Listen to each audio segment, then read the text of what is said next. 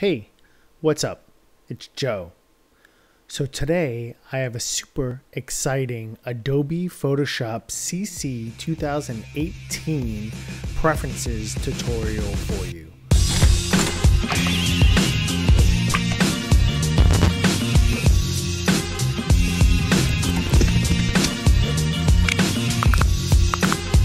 This tutorial is brought to you by subscribers like you. So hit that subscribe button and let me know your questions down below in the comments. So to get to the Photoshop preferences, you go up to Photoshop CC, you go up to Preferences and General, or on the Mac you can hit Command K. So for the color picker, I've always used Adobe. There's no reason to use the Apple or Windows color picker. Might as well just stay in Adobe. The HUD color picker, HUD stands for heads up display. I've always had it set to hue strip medium. Let me show you what the color picker does.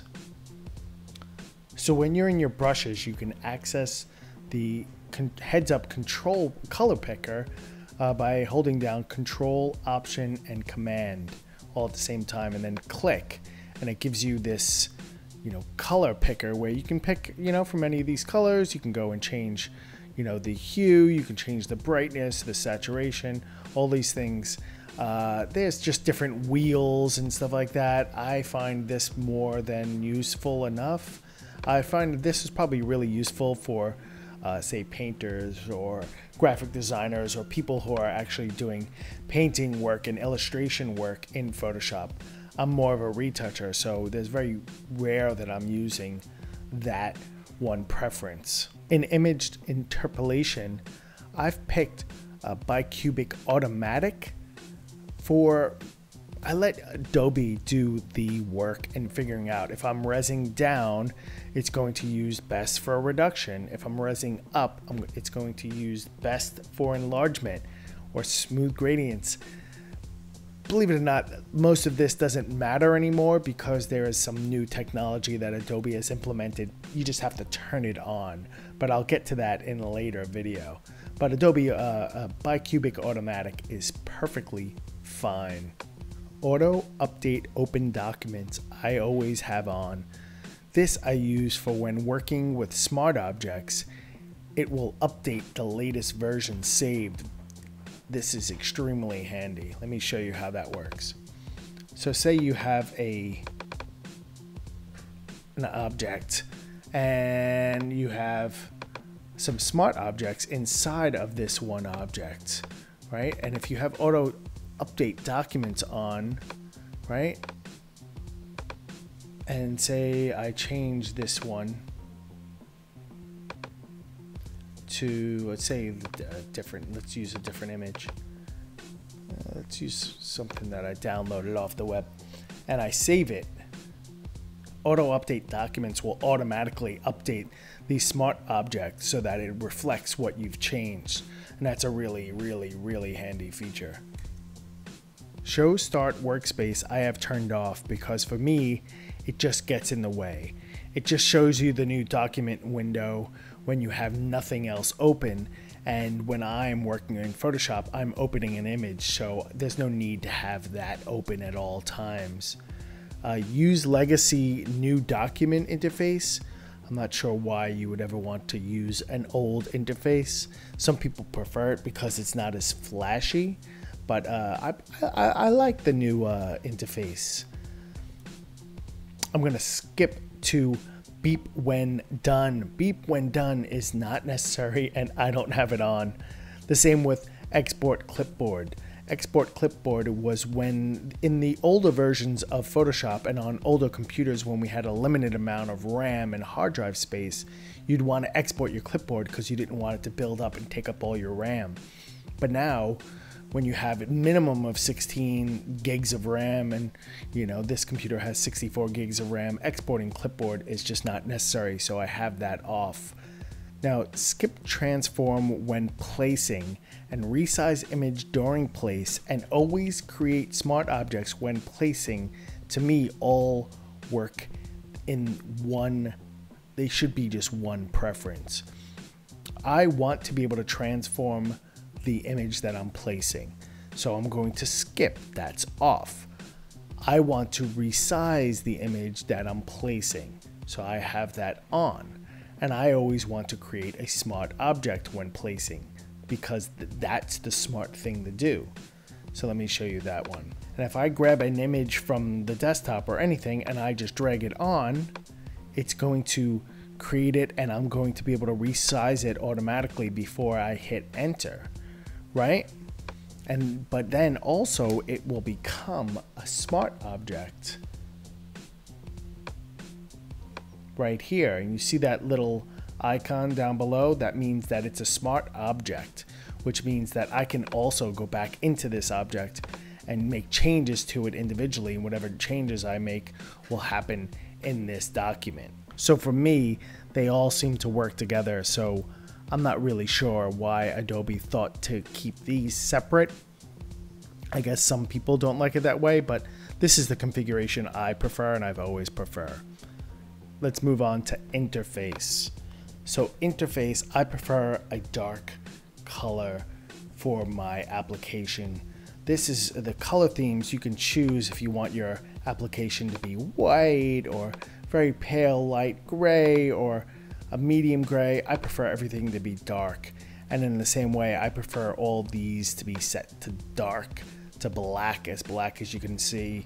I like a dark desktop, not completely black. I do like a little texture on there, but I prefer these things to all be set. Now this is a preference for anybody, how they want to use the program, but since I'm a retoucher and I'm looking at images and graphics all the time, I don't want any extraneous light breaking my concentration on the image. Artboards I don't use, but I assume a lot of graphic designers and illustrators use artboards. I might have to play with the idea of using artboards for Photoshop, but for photo retouching, but I don't ever use artboards, so I have those on default and none. Never ever touch them. Text UI is going to be English. The font size for me is medium. UI scaling is not available for a desktop computer. I think it's more for a touch screen or the Windows, what do they call that thing? The Windows Surface and maybe some other touch screen things. In these options, show channel colors, dynamic color sliders, and show menu colors, I all have on. I find it kind of nice to be able to see that you're in the channels. You could see the RGB, or if you converted it to CMYK, you would see the cyan, magenta, yellow, and black breakdown of your image, the different layers, which I kind of find it nice. Again, this was one of those things that Photoshop added the ability to turn on and off because of RAM processing and stuff like that. But now with modern computers, again, I turn all these on because the more color and the more input I have into my world, I prefer it. Workspace. Auto collapse icon panels and auto show hidden panels I have on, but truthfully I never ever use them. This is more for, say, if you're using a laptop and you only have a single screen. I have multiple screens, so I normally have all my panels fully open and not collapsible. This goes like this. Say if I have a panel, it'll collapse, and then as I click off to the next one, it'll bring up the next one, but they won't stay open. So they'll auto collapse when you click on something else, which is nice when you're working on a laptop and you have limited space. You can kind of stack them. The only issue is you have to like pull these out if you want to see what their names. You have to kind of remember the icons to take up the least amount of space. But as a preference, I think it's worth it to have them on.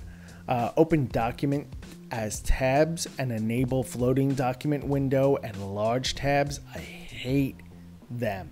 I understand that people love them, but I never ever enjoyed having tabs in Photoshop. My images get lost, they get stuck within each other. I like to see an individual image in its individual window and never them connected So I have all those off. Condensed, enable narrow options bar. That's this bar up here, so that in the different tools, it'll narrow and keep it narrow. I actually have that on. This is more for laptop users and people with smaller screens, so it takes up less real estate. But even on a big screen, I prefer not to have to move so far in order to access all those options. Tools. Show tooltips. So I keep tooltips on because when you hover over a tool, it shows you which tool you're on. And I find that useful, especially when I'm working on a 4K monitor. Sometimes these icons get relatively small and some of these tools look very similar. Very rarely am I ever going to the tool palette. But these things are relatively small. Use rich tooltips is real. I turn it off just because I found it a bit annoying. But if you're new to Photoshop, it's actually a pretty nice new feature. It'll show you these little video on how these tools work, which is kind of pretty sweet, but I keep it off because I don't need the distraction. Enable gestures. Again, I'm not working on a laptop, so I don't need gestures and I don't like gestures. I do prefer to have the use shift key for tool switching. I find that extremely useful. So if you have, say, the pen tool and the pencil tool, you can switch back and forth between them by hitting Shift B and Shift B. It'll flip back and forth between them. I find that really useful. Overscrolling is a really great feature, and I'm so happy Photoshop finally added this to a preferences. It's been in Photoshop for about 4 or 5 versions so far. What auto-scrolling is say you open up a document. Auto-scrolling gives you the ability to have things go outside of the window and pretty far out so that you can do certain things that go past the border of the image, which is really, really quite fantastic. And you can kind of go and move things all the way over so you can see and find things in the background, which, believe it or not, Photoshop didn't have about 4 or 5 versions ago. Enable flick panning I have off. Flick panning was one of the most annoying features they came out with a few years ago. So say you have your image and you just want to throw it across the screen so like it has momentum. I never understood, so I'd be moving an image around and then I want it to stop where I want it to stop. I don't want it to keep going. What is this, Pong? So that's why I have enable flick panning off. Use legacy healing algorithm for healing brush. When healing brush first came out, it had a very specific algorithm that people tended to really fall in love with. And then a few versions ago, they changed that algorithm, but they only gave us a secret way of turning that algorithm off. And people just complained. They preferred the old algorithm to the new algorithm. And so they gave us an option in preferences to use legacy healing algorithm for the healing brush. I prefer the new algorithm, so I keep this off. That's a personal preference that you're gonna have to make that decision on your own. The same with double-click layer mask launches select and mask workspace. I truly hate the select and mask workspace. To me, the select and mask workspace is extremely laggy. It doesn't yield as good of results as a refine edges workspace, and they do give you the ability to use the refine edges workspace, so I turn that off. This is another fantastic feature that Adobe put out there about 4 or 5 versions ago. The very round brush hardness based on heads-up display vertical movement.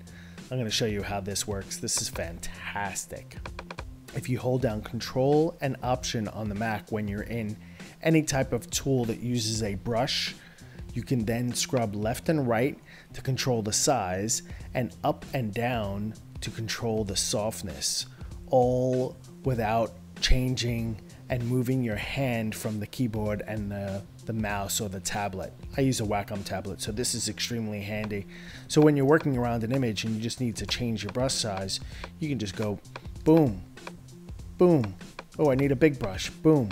Oh, I need a little brush. Boom. Super, super, super useful. I use that all the time. Snap vector tools and transform to pixel grid I have turned on just because I do like a little bit of snap, especially when I'm using some vector files or graphics that I'm bringing in from the client. And you can also disable that when you're placing something or transforming something. If you just hold down Control while you're doing it, it disables that feature so you can go beyond or in between the grid, but I do like to have that on. Show transformation values, top right works for me, so what's the big deal? Zoom with the scroll wheel, I have off because I don't have a scroll wheel. I use a Wacom, and so it's not going to do anything for me.